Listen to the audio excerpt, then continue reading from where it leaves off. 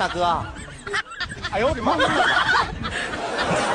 脑瓜子是不是嗡嗡的？ அப்படி என்ன சார் காதல் மனைவி மேல என்னதான் பேசுவீங்க? நான் வாழ்க்கையில அந்த பணங்கன்னு எதுவுமே சேர்க்கல. எனக்கு எல்லாமே ஒய்ஃப் தான். என்ன பேசணும்னு எங்களுக்கு தெரியாது. ஏதோ பேசிட்டே இருப்பீங்க.